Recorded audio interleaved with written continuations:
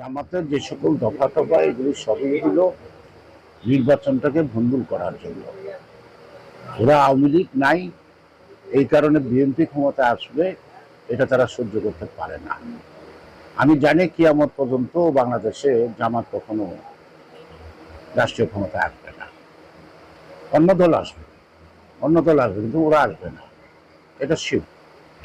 ওরা পাকিস্তানের যখন আন্দোলন হয় তখন পাকিস্তান আন্দোলন ওরা বিরোধিতা করছে।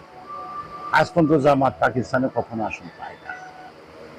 জামাত কিন্তু ভারতেও আছে, শুধু বাংলাদেশের না।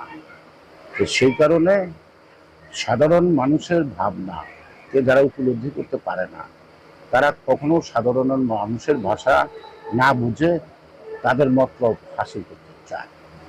সেই কারণেই বলবো যে আমরা স্বাধীনতার যুদ্ধে যেমন আমাদের রক্তদান আছে, জীবনদান আছে, আমাদের শ্রম আছে, এবং প্রত্যেকটা আন্দোলনও পরিবর্তনে আমাদের শ্রম আছে। যারা বেসিক ৭১ সালকে স্বীকার করে না, যারা স্বাধীনতাকে স্বীকার করে না, যারা বলে পাকিস্তান ভারতের যুদ্ধ হয়েছে, স্বাধীনতার যুদ্ধ হয় না, তাদের কথা শোনার, গুরুত্ব দেওয়ার সময় বাংলাদেশের মানুষের নাই। তারা যারা ষড়যন্ত্র করুক, নির্বাচন বানচাল করার ষড়যন্ত্র করবে।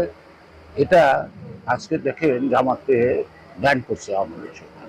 আমরা এটা সমর্থন করি ব্যান, কিন্তু আওয়ামী লীগ ব্যান করছে, এটা নাস্তা আছে।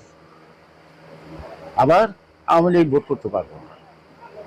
আওয়ামী লীগের যারা অপরাধ করছে তাদের বিচার হবে, কিন্তু দল করতে পারবে না।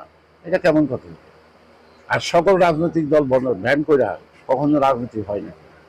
তো এখন আওয়ামী লীগ নাই, এখন বিএনপি থাকবো না, ৭১-এর রাজাকাটার দেশ চালাইবো, আর এটা আমরা মানবো, এ বেঁচে থাকতে হবে নাকি? অসম্ভব।